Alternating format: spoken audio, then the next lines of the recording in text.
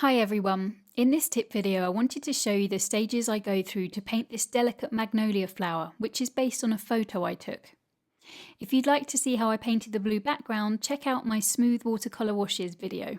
So I begin with a contour drawing outlining the edges of the individual petals and outlining the segments in the stamen. It's pretty detailed.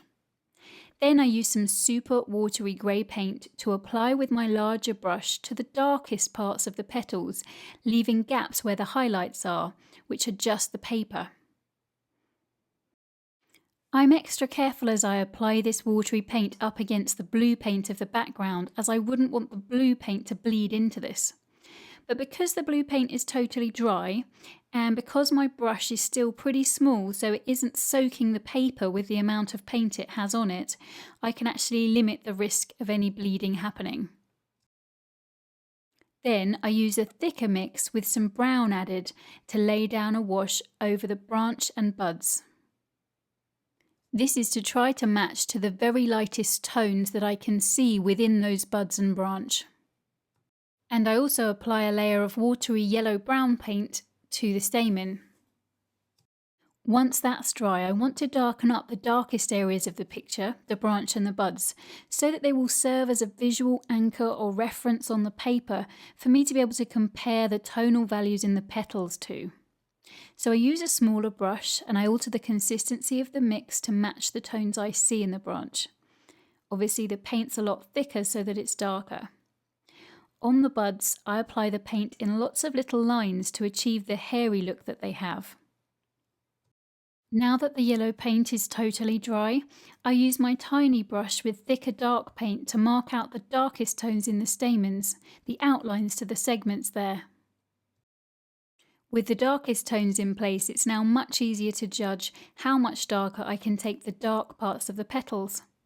And the petals are now dry, so I can apply another layer of a thicker grey mix to the areas that need it. And because the grey underneath is now totally dry, I can also add a very watery pink mix to the pink bud and some watery yellow paint to the base of it without that mixing with the grey paint that was already there. Then I use an even smaller brush with the thicker grey mix to pick out more details on the petals like the veins. The grey paint on the petals dries quickly, so I can now add a layer of an orange-brown mix around the stamen, and then another layer of some darker brown on the petals that are underneath the stamen. Once that's darker, I can see that the stamen itself needs a little more darkening. So I add another layer of the watery yellow paint very carefully so as not to disturb the detail I'd painted there before, so that it sits on top as a glaze. Then once that's dry, I use my tiny brush to again darken the edges of the stamen segments so that the contrast levels are back in balance. Then with a final darkening of the transition from orange-brown to grey on the petals, and a few hairs added with white gouache paint to the buds, it's complete. If you'd like a full real-time class on how to paint this magnolia, including which colours and brush techniques to use, it's available via my online school.